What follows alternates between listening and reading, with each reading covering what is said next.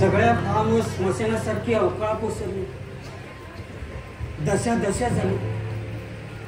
कुणाची दृष्ट लागली कोण जाणे, कशा माना टाकल्या झाडाने अगदी पाहत नाही. सत्यानाश झाला. काही सत्यानाश होत नाही. सगळी झाडं मेली तरी त्या स्मशानात नव्यानं नंदनवन फुलवायला मी समर्थ आहे. खरं आहे, एकदा विस्कटलं म्हणून पुन्हा न फुलवता यायला फार म्हणजे काही संसार नाही. काय काय नाही. काहीतरी म्हणालास तू, माझं लक्ष नव्हतं. नाही म्हटलं, जमिनीत मुरलेल्या पाण्यानं मुळं कुजलीत तर पंचायत. गुलाबाची झाडं म्हणजे मुलखाची नाजूक. काही होत नाही. 2 दिवस कडकडीत ऊन पडलं, सगळं ठीक होईल.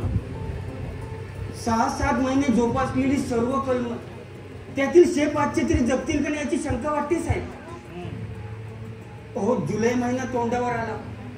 सगळ्या ऑर्डरी कशा काय पूर्ण करणार? एकट्या टिको स्पिनिंग मिलची 2000 रोपांची ऑर्डर आहे, शिवाय इतर. तू म्हणतोस ते खरं आहे. शेवटी प्रश्न प्रेस्टिजचा आहे.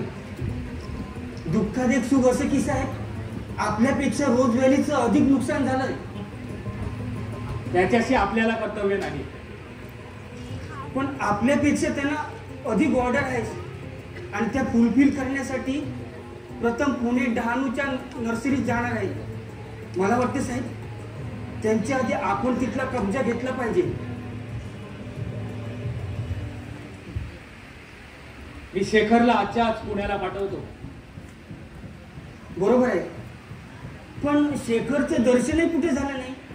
फार्मकडे सुद्धा फिरकलं नाही. कुठं गेलाय कुठं तो? मला काही ठाऊक नाही, पण बाईसाहेब. चिंतामणी, रागावू नका साहेब, पण विचारून बघायला काय हरकत आहे.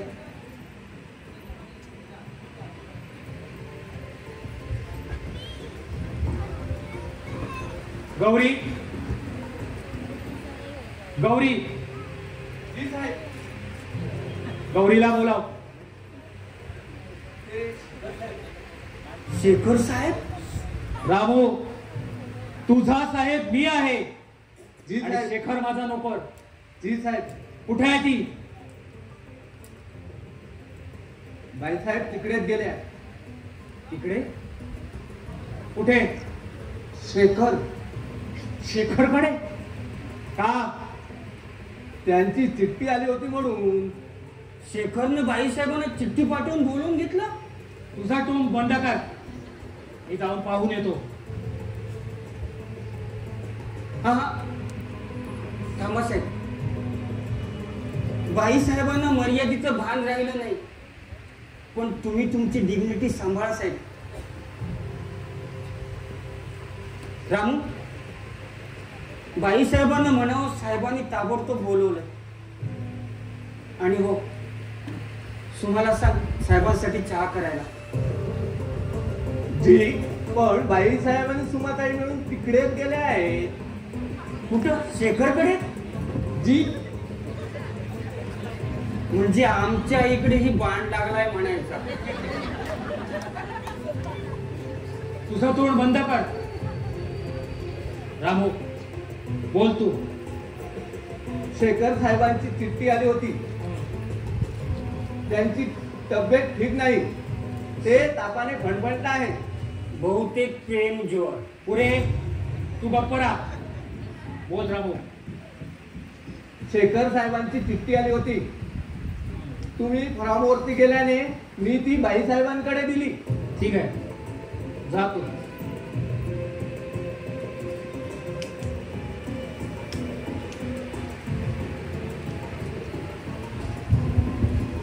बाईसाहेब आल्या. काय तुम्ही इकडे? मी तुम्हाला तिकडे फार्मवर शोधत असते. म्हणजे तू फार्मवर गेली होतीस? तर काय, ही पहा शेखरची चिठ्ठी आली रामू बरोबर. तुम्ही नव्हता म्हणून मी आणि सुमा गेलो. सुमाला मी तिथेच बसून आले. डिअर अँड रिस्पेक्टेड सर, तुम्ही पाहून या. तू पाहून आलीस ना, मग झालं. चेहरा अगदी ओढलाय बिचारायचा. तुम्ही पाहून आला असता तर तेवढंच बरं वाटलं असतं त्याला. बोंबलायला अगं मी काय डॉक्टर आहे? डॉक्टरांना फोन तरी करा. हो तर तू कर. निघालो. निघालो म्हणजे अहो तर पुण्याला. का? अहो तर मी जाऊन येतो साहेब पुण्याला. नको, तुला जमणार नाही ते. मी येईपर्यंत फार मोठी सगळी कामं आटपून ठेव. मिळतील तितके कामगार कामाला लाव. एक मोठा चढ तोडून घे. साचलेल्या सगळ्या पाण्याचा निचरा झाला पाहिजे. चल पटकन गाडी काढ, आपल्याला उशीर होतोय. अहो पण काय निघाले असते काम पुण्याला? शेखरच्या काळजीत फार्मची काय अवस्था झाली पाहिली नाहीस तू? मला ठाऊक आहे. तुझ्या मार्गारेट मेरीचे सगळे वेळ संपूर्ण नष्ट झाले. पाहिलेस? नाही पाहिले. का? माझ्याला पाहणार नाही ते. तू डोळे झाक कर. मला तसं करून चालणार नाही. पुण्याला जाऊन गुलाबाची रोपं आणली पाहिजे.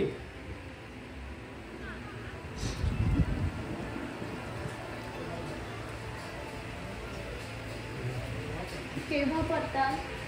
मी केव्हा परताव असं तुझं म्हणणं आहे? तुम्ही का वागता असं दुसरेपणानं? पिसाळलेला कुत्रा चावलाय मला. हो माझं काही चुकलं का? छे, अगं चूक माझीच आहे. हे बघ, परगावी निघालोय. हसून निरोप दे द्यायचा नसेल ना तर निदान रडू तरी नका. खरं तर एक आनंदाची बातमी केव्हापासून सांगायची म्हणते. आणि तुझ्या आनंदात नाचायला मला सवड नाही. 2 मिनिटं नाही. परवापर्यंत तरी ओरकटपणा पुरे. अहो पण शटअप. ठीक आहे. परवापर्यंत तरी पत्ता ना. का? परवा आपल्या लग्नाचा वाढदिवस आहे. विसरला? नाही विसरलो. तेव्हाच सांगेन मी माझं बोल गुपित. गुपित? काय ते? आता नाही सांगणार. तू सांगणार आहेस की नाही? नाहीतर मर. नाटकी, नादान, चिनाल, गद्दार, नीच, हलकट. बोलियो की बहुचर 3 not 3. अरे कक्कड तू असं अचानक आणि एकटाच? अरे यार, अकेले आया था, अकेले वापस जा रहा हूँ. आणि तुझी बायको? भाई को, अरे यार वो उड़ भागी सुई. उड़ भागी? अबे घोचू, बात एकदम सीधी है. अरे मैं गया मारे गुलपाम दुल्ला बनकर, तो शादी के पहले ही दुल्हन गायब. गायब म्हणजे? अबे वो गई अपने मन भावन के साथ. तुझ्या आयला तू आता नीट बोलतोस की तुला बुटानं मारू? अरे ना ना ना बाबा, नीट बोलता हूँ, नीट बोलता हूँ. अरे मेरे होने वाली बीवी का, जब माँ बाप ने मेरे होने वाले बीवी का पहले से किसी और के साथ लपड़ा, सॉरी यार, लफड़ा माने लव था यार. जब माँ बाप ने उनकी जबरदस्ती शादी पक्की की ना, तो अपने जबरदस्ती लवर के साथ 9-11 हो गई. ये ओह, ये बहुत बुरा हुआ. I am sorry. No major, ये बुरा नहीं, ये अच्छा हुआ. क्यों? मेजर, अच्छा ये हुआ कि वो शादी के पहले ही भाग गई. अगर शादी के बाद भाग जाती या मेरे पीछे उसे किसी और के साथ द्वैत संबंध होते तो यार कितनी बदनामी होती. अगर वो शादी के बाद ऐसा कुछ करती ना तो माँ कसम यार, ये गोली में उसके छाती में गाड़ देता और दूसरी अपने सीने में. साली औरत जाती बेईमान. चल छोड़ यार.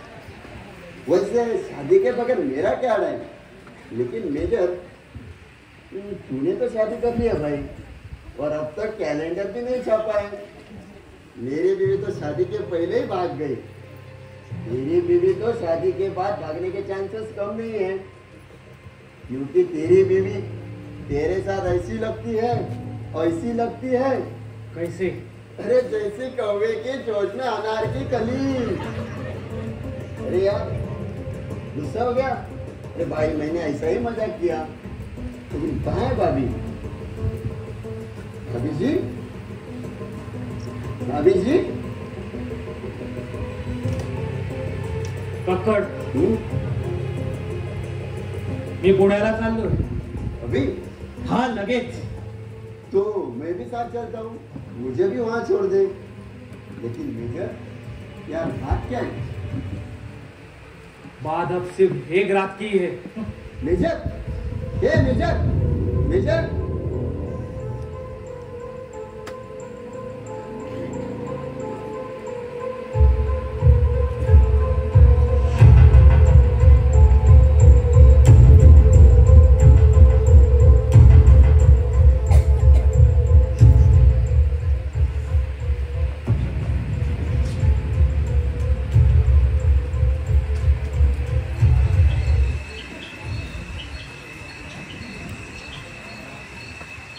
रामू, हे रामू, रामू.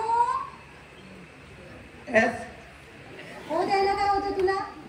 हो कसा देणार? हाव क्या आय गेलो. कसं म्हणजे तोंडानं?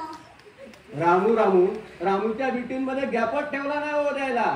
बरं बरं, बाईसाहेब कुठे आहेत? बाईसाहेब बुक रेडिंग माडीवर. बरं, त्यांना म्हणावं. सॉरी का? साहेब लोकांनी कॉल केला तर आपण जायचं. आपण कॉल कधी साहेब लोकांना करायचा नाही. अरे पण आता मी सांगते ना. रेडिंगच्या बिटवीन न बाई साहेबांना डिस्टर्ब करणार नॉट. ते मेहनतपणाचं लक्षण आहे. वा, असं फाडफाड इंग्रजी थोडं साहेबांसमोर बोल की. नो. का? मग माझी 100 वर्ष भरतील म्हणून समजा. साहेबांनी मिलिटरी सोडली, कित्येक वर्ष शिकेरंगामध्ये नाही गेले. बरं जा, आत वाढून ठेवलं, तू जेवून घे. बाईसाहेब नाही जेवल्या, तुम्ही जेवल्या नाही. शेखर साहेब तर दिवसभर जेवलेच नाही. मग मी कसा जेवू? बरं, हा डबा ठेवलाय मी शेखर साहेबांसाठी, तेवढा देऊन ये. बर.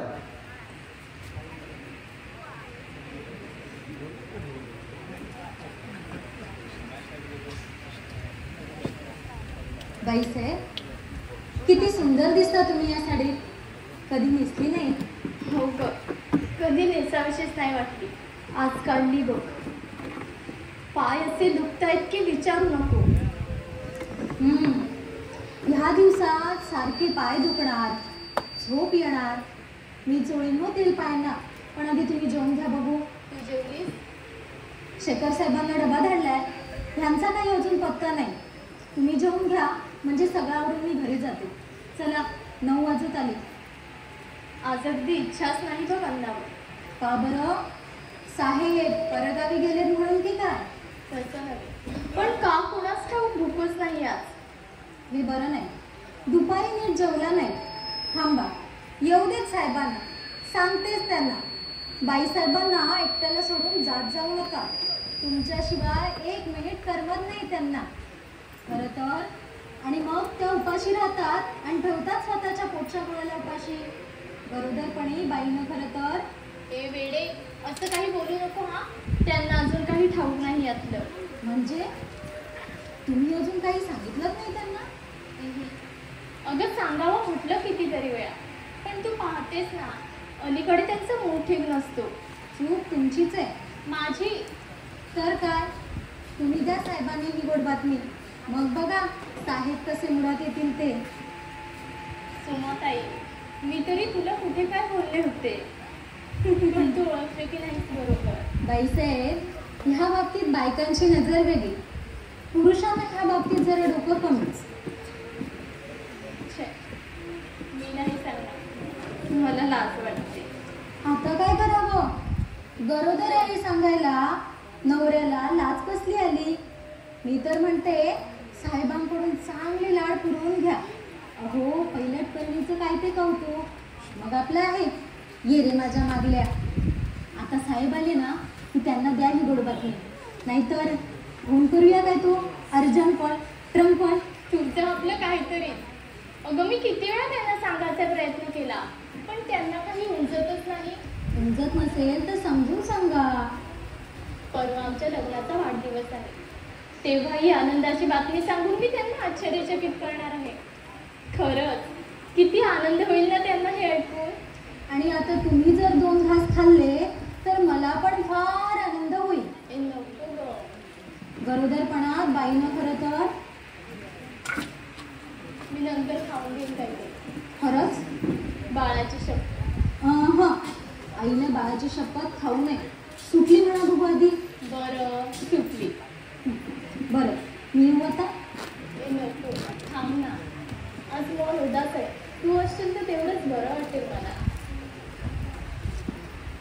नमस्ते बाईसाहेब. साहेबांचा काही फोन वगैरे?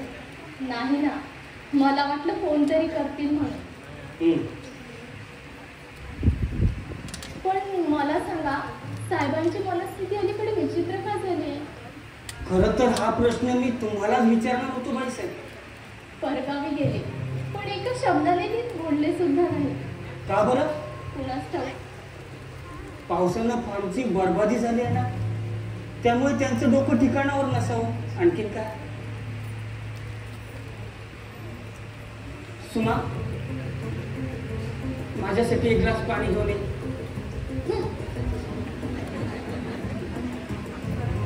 शेखरची तब्येत बरी नाही. नाही म्हणजे ताप वगैरे नाही आहे, पण दुपारचा जेवणाचा डबा तसाच पडू नये. मला वाटतं बाईसाहेब तुम्ही एकदा जाऊन या त्याच्याकडे. चला आपण जाऊन येऊया. असं करा, तुम्ही व्हा पुढं, मी येतो मागं.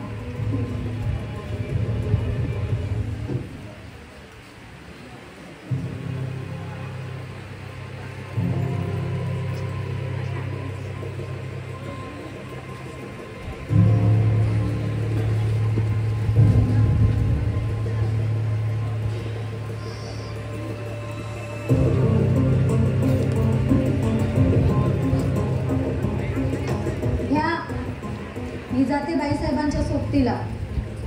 बाईसाहेबांच्या सोबतीला जायला बाईसाहेब का आता लहान पोर आहे? हो, पण या अवस्थेत ते एकट्या जाणार थांब. का? या अवस्थेत म्हणजे? बाईसाहेब बरोबर आहे.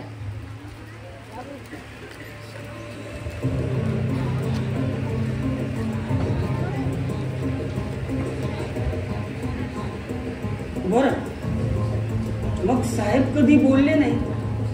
हो, त्यांना काही ठाऊक असेल तर सांगतील ना ते. बरं मी जाते. कशी? थांब. आता काय? हा ग्लास नेऊन ठेव.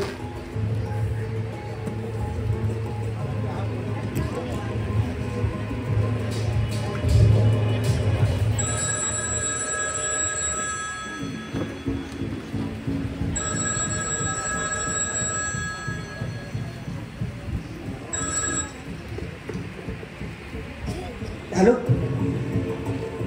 कोण साहेब? हा, मी चिंतामणी आहे साहेब. नाही, शेखरची तब्येत आता बरी आहे. तुम्ही गेल्यापासून बाईसाहेब तिकडेच आहे. आता काय करणार साहेब? साहेब तुम्ही लवकर या. इथली लक्षणं काही मला ठीक दिसत नाही. हा, डोकं शांत ठेवा साहेब. नाही, सगळं काही फोनवर सांगता येणं असं शक्य नाही. काय उद्या? पण आजची रात्र साहेब, रात्र फार वाईट असते. हो, मी तुमचा निरोप देतो, पण पुन्हा फोन करून काही उपयोग होईल असं मला वाटत नाही. ना ना ना ना ना ना तुम्ही डोकं शांत ठेवा साहेब. वेळ पडली तर मी तुम्हाला फोन करेन. आता शब्द नाही, अनुमान नाही, प्रत्यक्ष प्रमाण. हो,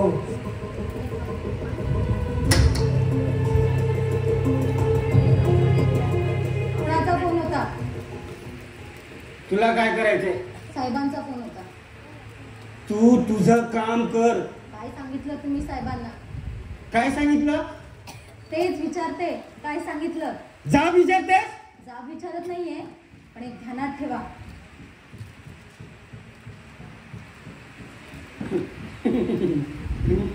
वेडी आहेस, वेडी. अगं मी असं करेन असं तुला वाटलं तरी कसं? तुमचा नीच स्वभाव माझ्या चांगल्याच परिचयाचा आहे, कारण दुर्दैवानं मी तुमची बायको आहे. छान.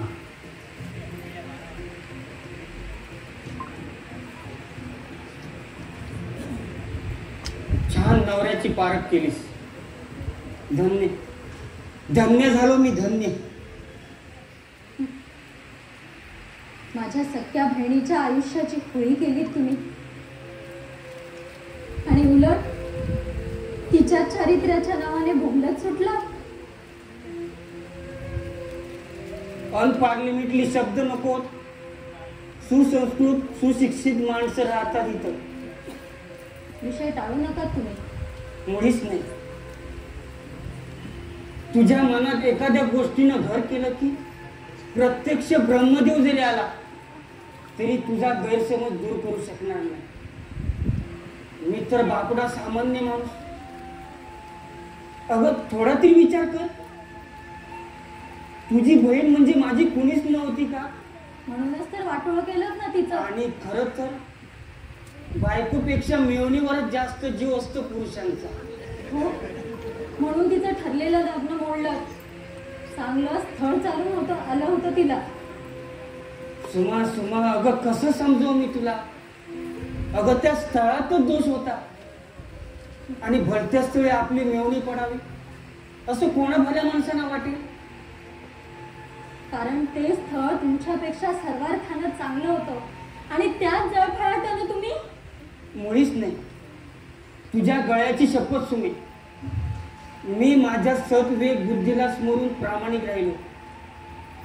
आता तुझ्या बहिणीचे लग्न मी मोडलं आहे खरं, पण ते तिच्या भल्यासाठीच ना. मूर्खापोरीच्या लक्षात आलं नाही, दिला जीव. तुम्ही सुखासुखी जीव देत नाही हो. खरं आहे तुझं, पण लोकांना का? एखाद्या सुंदर तरुण उपवर मुलीनं आत्महत्या केली तर लोक तर्कवितर्क करणारच, मनाला येईल ते बोलणारच. अगं एक म्हणता म्हणता 56 नवरे उभे केले असते मी. जाऊ दे. म्हणतात ना, गतम ना शोच्यम. चल जा, चल झोप जा आता. जाते,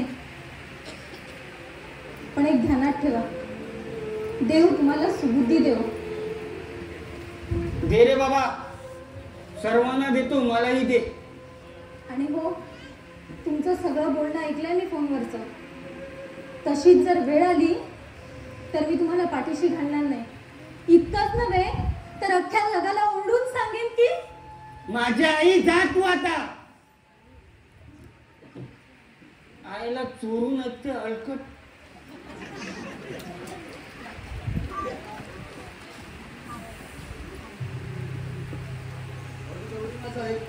मी तुझं काही एक ऐकणार नाही आता. तुम्ही त्याचं काही ऐकू नका बाईसाहेब. आता लहान मुलाला भरवा येत ना, तसे 2 घास भरवा त्याला. सकाळपासून काहीही खाल्लं नसेल. बऱ्या बोलानं जेवला नाही तर तेच करणार आहे आता मी. बरोबर आहे तुमचं.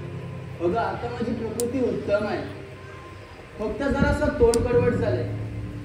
मला खरंच काय नको गौरी. बाईसाहेब, तो आता होमसिक झालाय. एकटेपणा वाटत असेल त्याला. इथं घरचं कोणी नाही ना. अरे पण आम्ही आहोत, पुन्हा बाईसाहेब आहेत.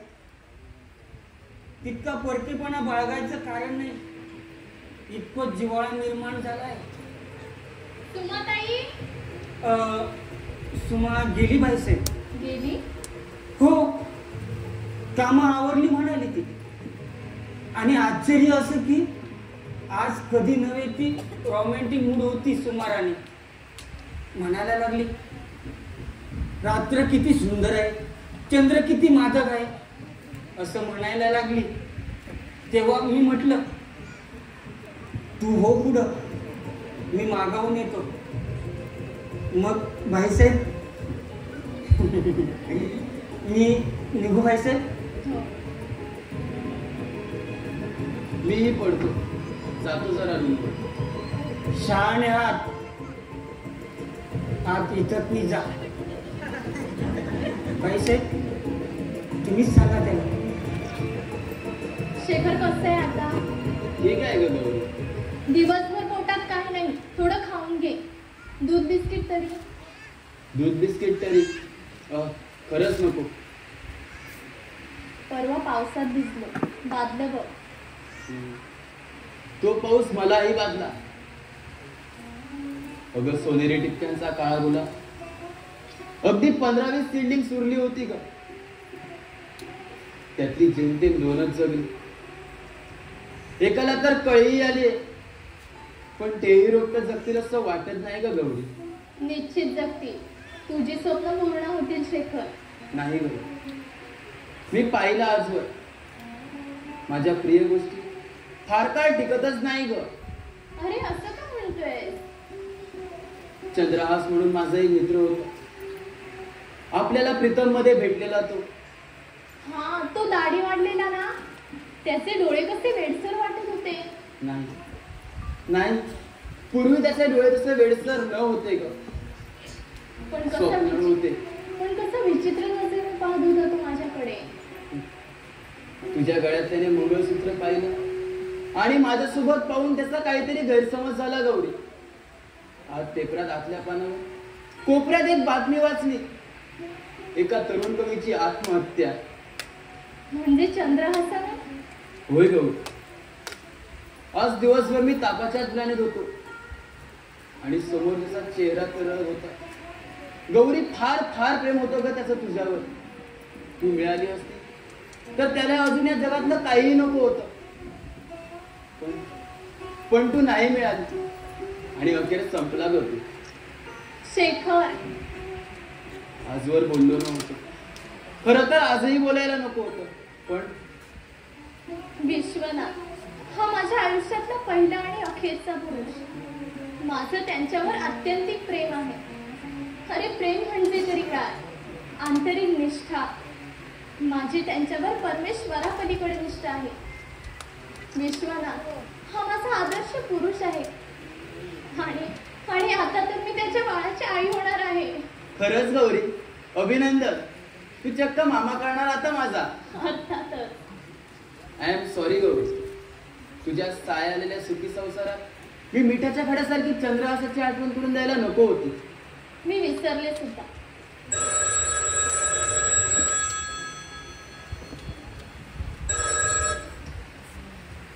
Hello hello, Shekhar speaking. Hello.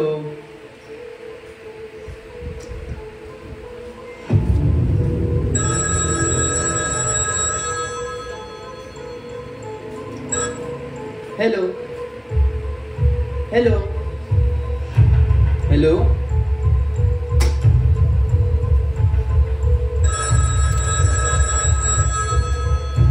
कुणाचा फोन? मला वाटलं साहेबांचा असेल, पण डिस्कनेक्ट झाला. तू बघ जा.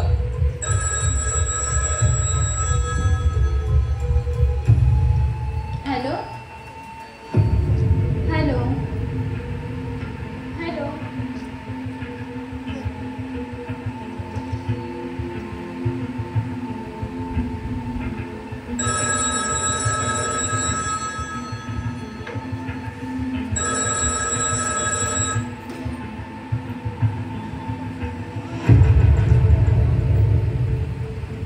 हे तुम्ही करू. Good night. सांभाळून जा.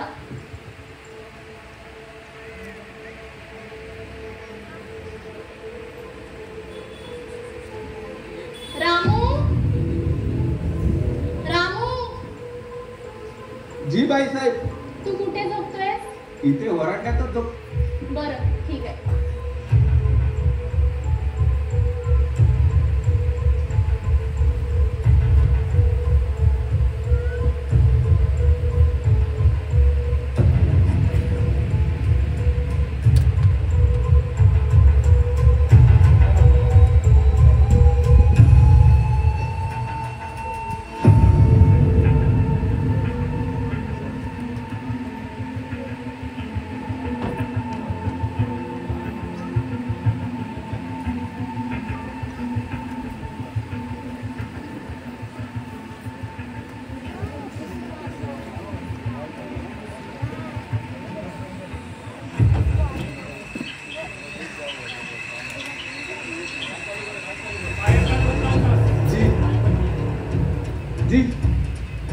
इथं दरवाजा उघडा कसा?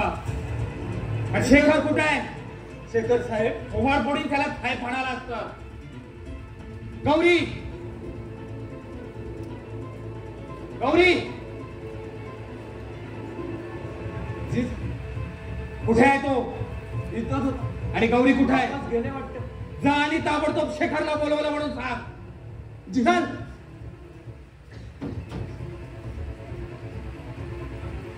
शांत व्हा साहेब, जीवाला त्रास करून घेऊ नका. 10 मिनिटं सुद्धा झाली नाही, शेखर आपल्या रूमकडे परतला. अन्यथा मी प्रत्यक्ष प्रमाण दिलं असतं. गौरी, आहा, ते आता तृप्त झोपले असतील किंवा झोपेचं सोंग तरी घेतलं असेल. बाईसाहेबांना तुमचा आवाज ऐकू जाणं शक्य नाही. अरे हा सगळा अनर्थ घडत असताना तू काय करत होतास? मी बोललो नोकर माणूस. उघड्या डोळ्याने बंद दरवाजाकडे पाहत राहण्याखेरीज माझ्या हाती काही अरे नव्हतं. मग आग का नाही लावलीस या घराला त्याच वेळी?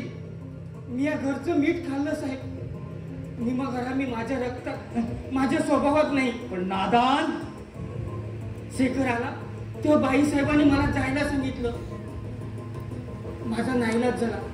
मग मी विचार केला, इथं सुमती आहे त्यामुळे काळजी करण्याची गरज नाही.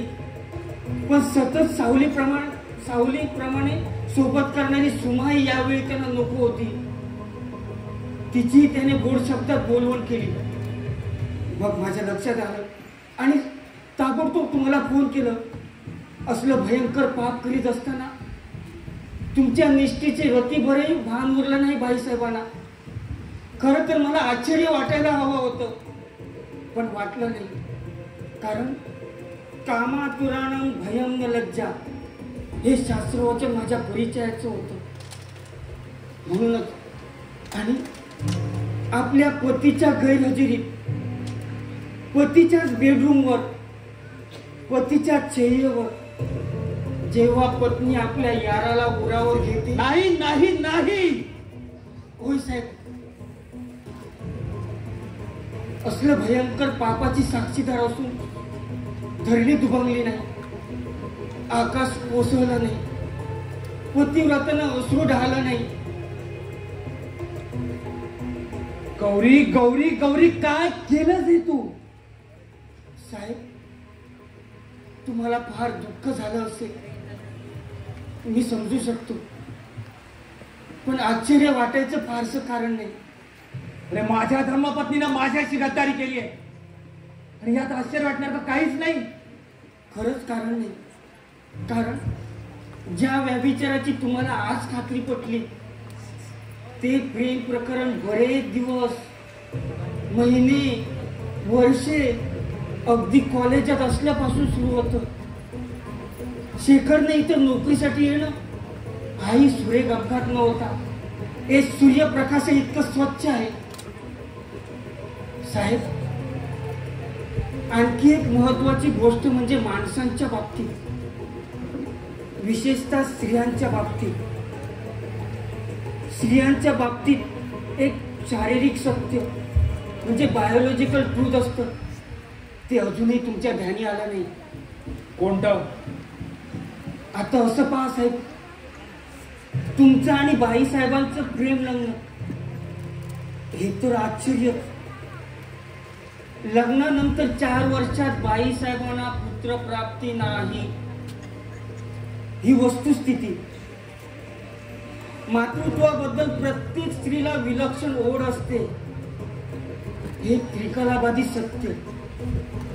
आणि म्हणूनच स्त्रीच्या कामवासनेपूर्तीला जेव्हा फलप्राप्ती होते, ज्याच्यापासून होते त्याला सगळी लज्जा, सगळा विवेक सोडून ती स्त्री एखाद्या जळूसारखी चिकटते. हे बायोलॉजिकल ट्रूथ आहे साहेब. चिंतामणी साहेब, विश्वास ठेवा साहेब.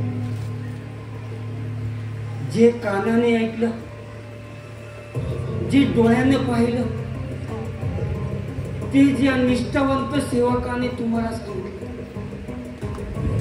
बाईसाहेबांना शेखर पासून दिवस गेले,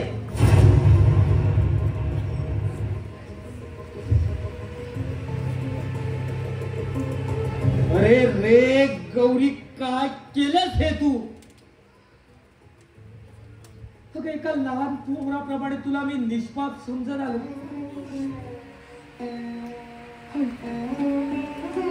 आणि तू मलाच फसवलंस. गौरी गौरी अगं सगळ्या जगानं फसवणूक केली असते तरी मी ढळलो नसतो, ढासळलो नसतो. पण गौरी गौरी तू सुद्धा संपलं संपलं सारं संपलं गौरी, सारं संपलं. गौरी गौरी तू माझा विश्वासघात केल्याचं मला दुःख नाही, पण आज प्रेम या शब्दावरचा विश्वासच उडाला गौरी. शेवटी स्त्रीचा नमक-हराम हेच खरं. स्त्री जातीच्या निमक-हरामीबद्दल माझी फारशी तक्रार नव्हती साहेब, पण बाईसाहेबांनी तुम्हाला फसवलं. मेजर विश्वनाथला एका स्त्रीनं आपल्या हाताच्या बोटावर नाचवलं. हे मला सहन नाही झालं साहेब. बस मेजर विश्वनाथची विश्वासघात. बस गौरी याबद्दल तुझ्याबद्दल तर सारं प्रेम दिलं भिरकावून गेलं, बुडालं, पार रसा तळाला गेलं. ते साहेब तुम्ही मला बोलावलं? Yes mister Shekhar, your services are terminated from this moment. Get out from here you bloody swine. मला काही समजलं नाही साहेब. या क्षणापासून तुझी नोकरी संपली. चालता हो इथून. साहेब तुम्ही माझे मालक आहात आणि मी तुमचा नोकर. मला कोणत्याही क्षणी नोकरीवरून काढण्याचा अधिकार तुमचा आहे, पण मी जाणार नाही. How you dare to say that bloody. साहेब मी माझी नोकरी पूर्ण निष्ठेने आणि इमानदारीने करत आलो. जर तुमचा निर्णय निश्चित असेल तर मला कारण द्यावं लागेल. बेशरम ते तुझ्या मनाला विचार. पण साहेब शटअप. चालता हो या क्षणी इथून.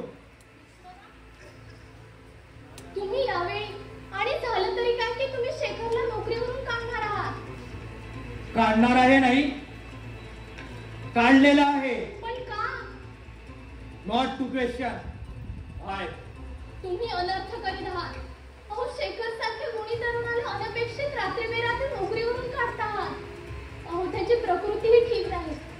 तुम्ही असा वेडसरपणा करू नका. अहो रात्री बेरात्री तो बिचारा. बिचारा? मी हे सगळं तुमच्या भल्यासाठी सांगते आहे विश्वनाथ. माझ्या भल्यासाठी? मी तुमच्या पाया पडते, पण असं एखाद्याचं मन दुखवण्याचं पाप करू नका. पाप करू नका हे तू मला सांगतेस? विश्वनाथ थांब गौरी. माझ्यासाठी तू असा जीवाला त्रास करून नको घेऊस. मी असं अनर्थ होऊ देणार नाही.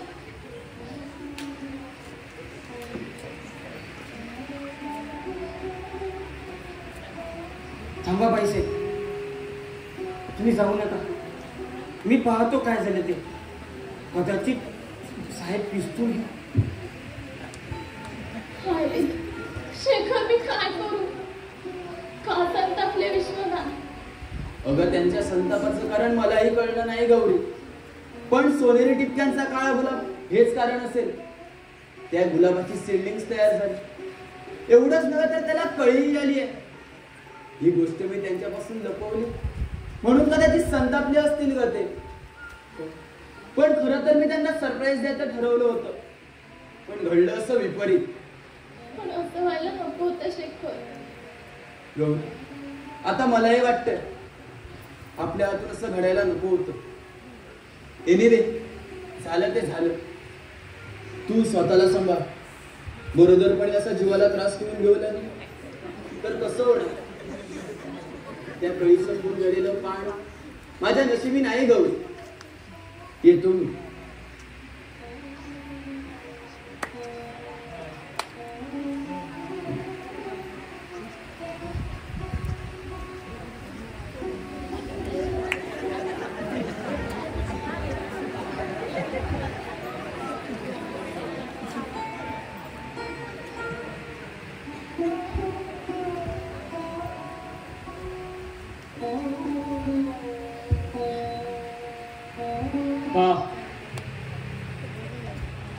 दचकलीस?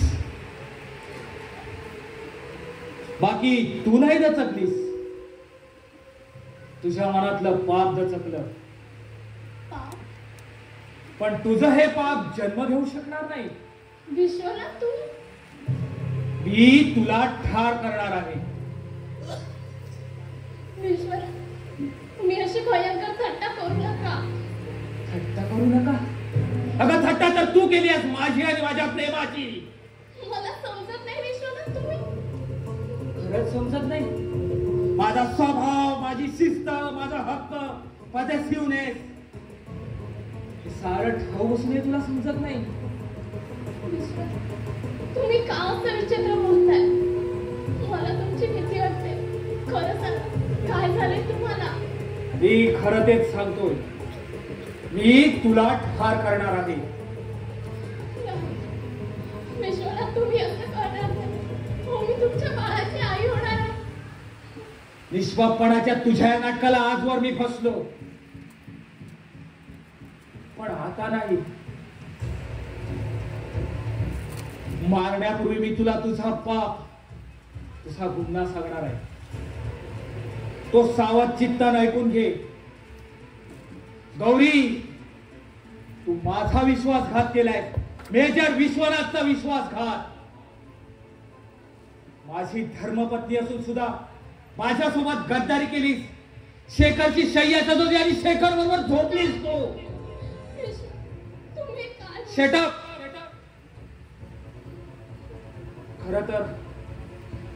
खर तर तुझ्या या जेव्हा तुला माझं हे कळलं तेव्हाच मी समजायला हवं होतं, पण नाही. त्यावेळी मी प्रेमात अनाथ झालो होतो. शेखर तुझा मित्र, मला म्हणून तुला त्याच्याशी मोकळीक दिली.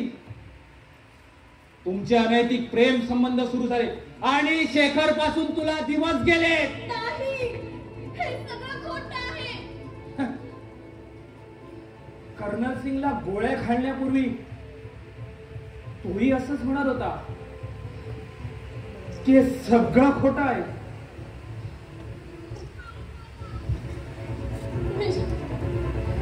माझं थोडं ऐकून घ्या. जरूर. तुला बचावाची एक संधी दिली पाहिजे. जेव्हा माझा कोर्ट मार्शल होणार होता ना, तो मला सुद्धा तशी पूर्ण संधी दिली होती. बोल बोल, तुला काय म्हणायचं आहे?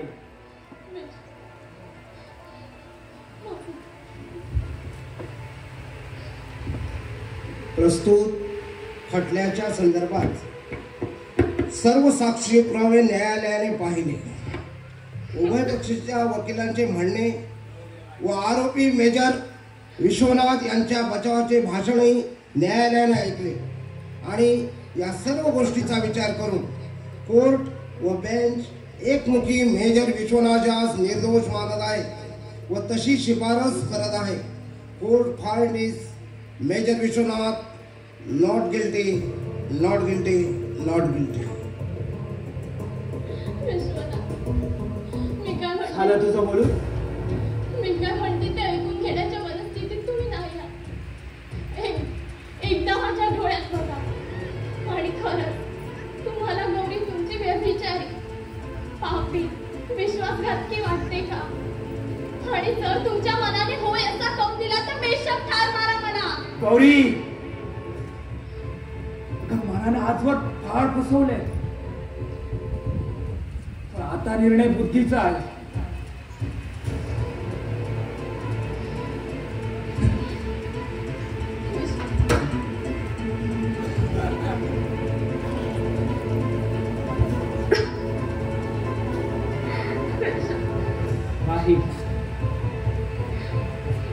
मेजर विश्वनाथच्या पिस्तुलाने तुझा प्राण घ्यावा एवढाही तुझा दर्जा नाही.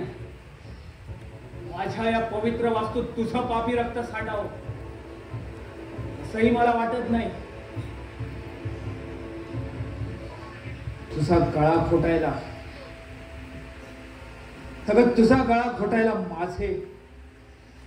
हे माझे दोन्ही हात समोर ठेवायचे. तुम्ही असं करणार नाही.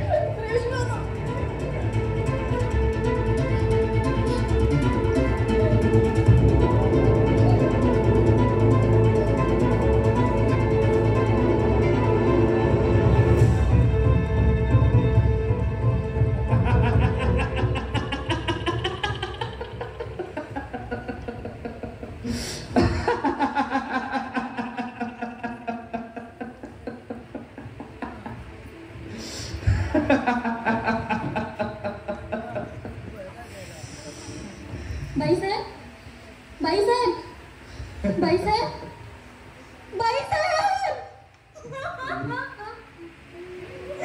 साहेब, काय केलं?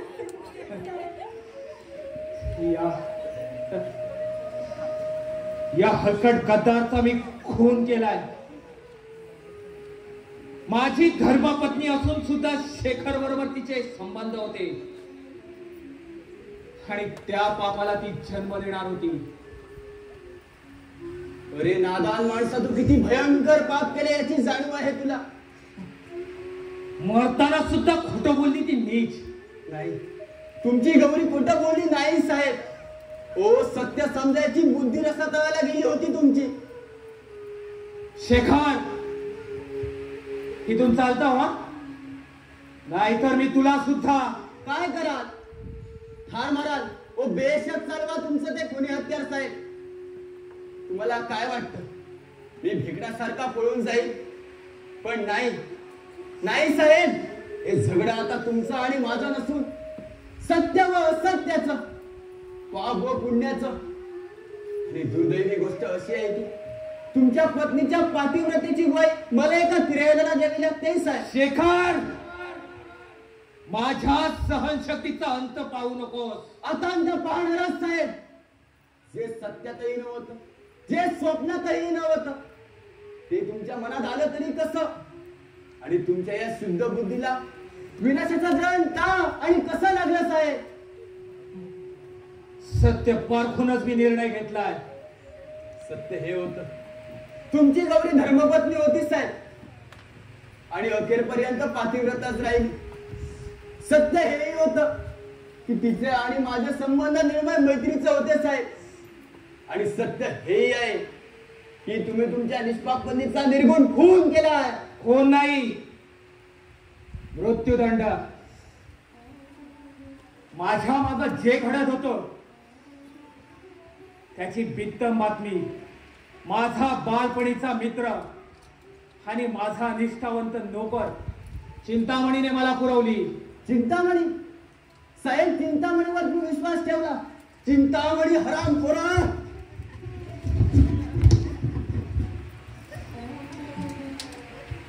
माझा यात काहीही संबंध नाही. तुझ्या नीच वागण्याने घडलेला अनर्थ उघड्या डोळ्याने बघ आणि आता तरी खरं खरं बोल हरामखोरा. मला जे सांगायचं ते मी साहेबांना सांगितलं. त्यांना पटलं, त्यांनी विश्वास ठेवला. थांबा, मी सांगते खरं काय आहे ते. तू गप्प बाईस. आता जर गप्प बसले तर तुमच्यासोबत मरणानंतर मलाही नरकात जावं लागेल. माझं एक खूप ऐकलं आजवर, पण आता नाही ऐकणार. साहेब, तुम्ही माझ्या नालायक नवऱ्याच्या नादाला लागून बाईसाहेबांचा घात केला. त्या साध्वीची काहीही चूक नव्हती, पण तुम्ही त्यांचा खून केलाच आहे. फार मोठं पाप केलंच आहे तुम्ही, फार मोठं पाप केलं. साहेब, माझा नवरा तुमच्या बालपणीचा मित्र ना, पण तुम्ही पुरतं त्याला कधी ओळखलेच नाही. आजवर त्यानं किती संसार रस्त्यावर आणले, किती जणांची आयुष्य बर्बाद केली मी प्रत्यक्ष पाहिलंय हो. त्याच्या गोड बोलण्यावर, नम्र वागण्यावर, निष्ठेच्या नाट्यावर तुम्ही विश्वास ठेवला. आणि या विघ्न संतोषी नराधमानं तुमच्या संसाराची बर्बादी केली साहेब. तुमच्या संसाराची बर्बादी केली साहेब. साहेब, माझा नादान नालायक नवरा नरकात किडे पडून मरेलही, पण मी काही त्याला पाठीशी घालणार नाही. मी त्याला पोलिसांच्या ताब्यात दिल्याखेरीज राहणार नाही साहेब. त्याला पोलिसांच्या ताब्यात दिल्याखेरीज राहणार नाही साहेब. आता एक शब्द चिंतामणी, थांब. चिंतामणी,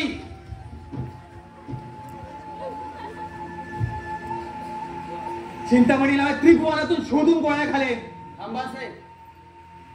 भले चिंतामणीला तुम्ही त्याच्या गोळ्या घालाल, पण तुमची गौरी पुन्हा जिवंत होणार नाही साहेब. गौरी आणि चिंतामणीचा अपराधी तुम्ही आहात. गौरी माझी गौरी. होय, तुमची गौरी. कृत्रिम कागदी फुलात सोवावी अशी होती तुमची गौरी साहेब. फुलाला कधी सुगंधाची जाणीव सुटत नाही, तसं तुमच्या गौरीला पातिव्रतेचं भान कधी सुटलं नव्हतं. साहेब मी तुम्हाला सांगतो, मरणानंतर माणसाची पुन्हा गाठ भेट होत असेल तर तुमची गौरी तुम्हाला गौरी गौरी मला क्षमा कर गौरी क्षमा. गौरीच्या हत्येबद्दल तुम्हाला ती खात्रीनं क्षमा करेल. तिच्या चारित्र्यावर संशय घेतला त्याबद्दलही तुम्हाला ती क्षमा करेल. पण साहेब, तुम्ही तुमच्या मुलाची जन्मण्यापूर्वी हत्या केली आणि तिच्या निष्पाबाईचा वध केला. व याबद्दल गौरी तर सोडाच, विश्वातील सारी क्षमशीलता तुमच्या तोंडावर थुंकल्या करीत राहणार नाही साहेब. नाही शेखर प्लीज. बस, या उपर मला काहीही बोलायचं नाहीये. गौरी साहेब, तुम्ही पोलिसांच्या स्वाधीन हवं हेच उत्तम. पण नाही, नकोच. पोलीस फार फार तर तुम्हाला न्यायालयासमोर उभे करतील आणि तुम्हाला फाशीची सजा होईल. पण तुमच्या या अक्षम्य गुन्ह्याबद्दल देवांत शासन फारच कमी आहे साहेब. त्यापेक्षा 100 मरण मरत तुम्ही असेच जिवंत राहा साहेब. गुलाबाच्या प्रत्येक फुलातून गौरीचा चेहरा तुमच्या डोळ्यात चलू दे. अन्नाचा प्रत्येक आंबा तुम्हाला जड होऊ दे साहेब. गौरीच्या हत्येचं पाप तुमच्या आयुष्याला विळखा घालून बसू दे. तुम्ही तुमच्या मुलाची जन्मण्यापूर्वी हत्या केली, त्याचं रंग उकळत्या तेलाप्रमाणे तुमच्या कानावर उतरू दे साहेब. तुमची मनशांती पार स्वतःला जाऊ दे.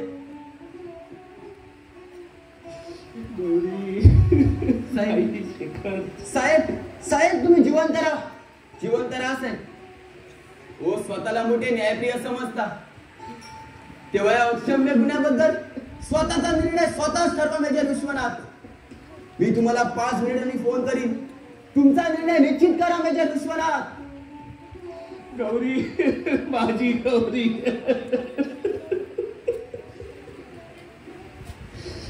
पतंगाने ज्योतीवर करावी अशी उत्कट होती माझी प्रीती.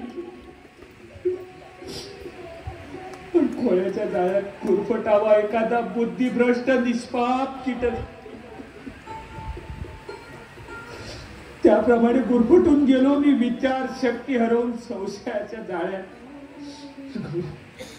गौरी, तू मला सोडून जाते याची कल्पना सहन होत नाही गौरी.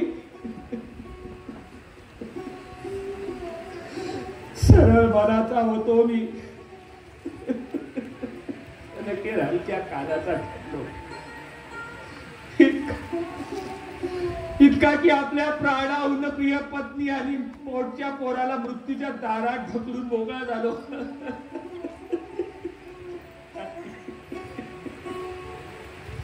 पाप पुण्य आणि गुन्ह्याचा विचार करणारे काही निर्णय देऊन मला लाभ गुन्हेगार ठरवू. गौरी गौरी, पण तुझ्या खुनी विश्वनाथला माफी दिली तर तिथून गौरी गौरी गौरी मला क्षमा कर. गौरी क्षमा कर.